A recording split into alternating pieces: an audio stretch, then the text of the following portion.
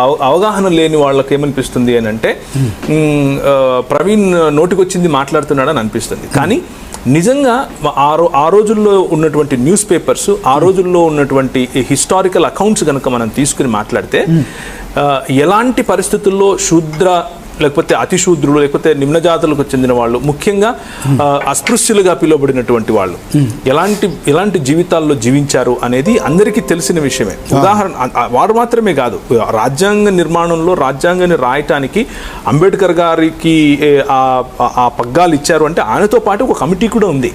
ఆ కమిటీలో మిగిలిన వాళ్ళు కూడా ఉన్నారు. కానీ ఎవరు పెన్ను పెట్టి ఏది చేయలేదు. అది తెలిసిన విషయమే.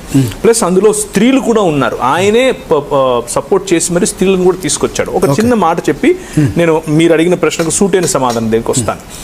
బాలగంగాధర్ తిలక్ గారు ఒకానొక సమయంలో ఆయన దాన్ని ఏమంటారు, పాపులర్ రీడింగ్స్ పేజ్ నెంబర్ 77లో బిశ్వమాయ్ పాటిల్ అనేటటువంటి ఆయన రాసినటువంటిది. ఇది నేను సొంతంగా చెప్పేది కాదు.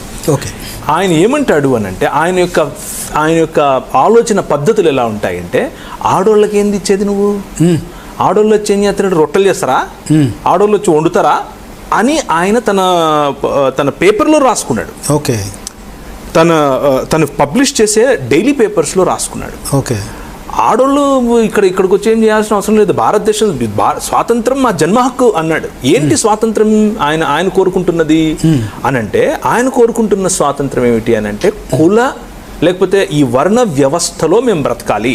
ఓకే, నేను బ్రాహ్మణుణ్ణి, నేను అలాగే బ్రతకాలి, నేను తలగా ఉండాలి, అది నా స్వాతంత్రం. అది ఆయన ఉద్దేశంలో స్వాతంత్రం.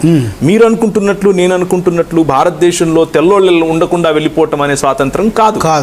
ఆయనకు తెల్లోళ్లతో సమస్య లేదు. అక్కడ చేస్తున్నటువంటి గవర్నెన్స్ చేస్తున్నటువంటి తెల్లోళ్లతో సమస్య లేదు. ఆయన సమస్య ఏంటి అని అంటే, ఎవరైతే భారతదేశంలో మిషనరీలుగా వచ్చి ఆడవాళ్లకు చదువులు చెప్తున్నారో వాళ్ళతో సమస్య వీళ్ళకి.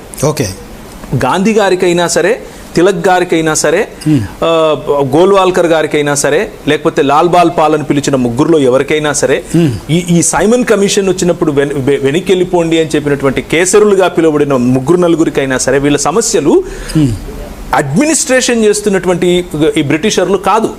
వాళ్ళతో సమస్య మనకుంది. ఎందుకు అంటే మనం కొల్లగొట్టబడుతున్నాం కాబట్టి. వీళ్ళకి ఆ సమస్య లేదు, ఎందుకంటే కొల్లగొట్టడానికి వీళ్ళే సహాయపడుతున్నారు కాబట్టి.